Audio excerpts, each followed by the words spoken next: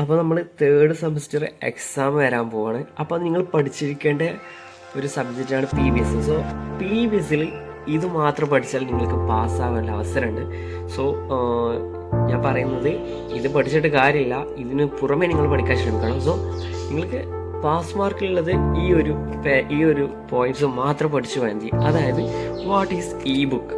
So ബുക്കിൻ്റെ ആ പാഠത്തിൽ നിങ്ങൾ എന്താവാം ബുക്കിൻ്റെ കൂടുതലായിട്ട് പഠിക്കുക. അതായത് ബുക്കിൻ്റെ അഡ്വാൻറ്റേജ് എന്തൊക്കെ പറയുന്നുണ്ടോ അത് ഫുള്ള് എന്താണ് ബുക്ക് മുതൽ ബുക്ക് നിങ്ങൾ കംപ്ലീറ്റ് ചെയ്യാൻ പഠിച്ചിരിക്കണം.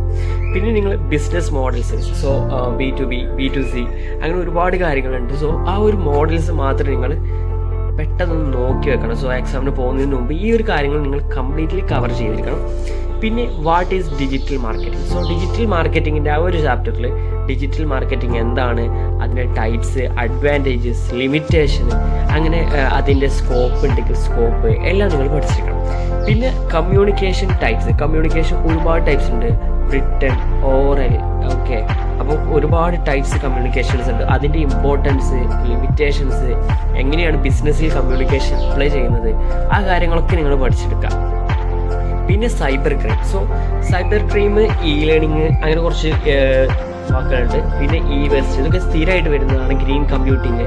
സോ ആ ഒരു ഭാഗങ്ങളും നിങ്ങൾ നന്നായി നോക്കി വെക്കുക. എന്താണ് സൈബർ ക്രൈം, എന്താണ് സൈബർ എത്തിക്ക്, എങ്ങനെയാണ് അതിൻ്റെ ലിമിറ്റേഷൻസ്, അഡ്വാൻറ്റേജസ്, കാര്യങ്ങളൊക്കെ നോക്കി വെക്കുക. പിന്നെ സോ ഇമെയിൽസിനെ കുറിച്ചാണെങ്കിൽ അതിൻ്റെ അഡ്വാൻറ്റേജസ്, ലിമിറ്റേഷൻസ്, ബിസിനസ്സിൽ എങ്ങനെയാണ് അതിനെ ഉപയോഗപ്പെടുത്തുന്നത് അത് നിങ്ങൾ പറയണം. പിന്നെ ഡാറ്റ അനാലിസിസ്, ക്വസ്റ്റ്യൻസ് ആയിട്ട് ആ ഒരു പാഠത്തിൽ നിന്ന് ഡാറ്റ അനാലിസിസിൻ്റെ ആ ഒരു പാഠത്തിൽ നിങ്ങൾക്ക് ക്വസ്റ്റ്യന് ഇമ്പോർട്ടൻസ് ആയിട്ട് ഒരു ക്വസ്റ്റ്യൻ ഉണ്ടായിരിക്കും. അപ്പോൾ ആ ഒരു പാഠം എന്തായാലും നിങ്ങൾ നോക്കി വെക്കുക. പിന്നെ മോക്ക് പിന്നെ സോഫ്റ്റ്വെയർസ്, ഫ്രീ ആയിട്ടുള്ള മാസീവ് ഓപ്പൺ സോഴ്സ് സോഫ്റ്റ്വെയർസ് ഒരുപാട് പറയുന്നുണ്ട് നമ്മുടെ ചാപ്റ്ററിൽ. സോ അതൊക്കെ നിങ്ങൾ കംപ്ലീറ്റ്ലി ഒന്ന് ബ്രീഫായിട്ടെങ്കിലും എക്സാം ഹാളിലേക്ക് പോകുന്നതിന് മുമ്പ് നോക്കി പോകണം.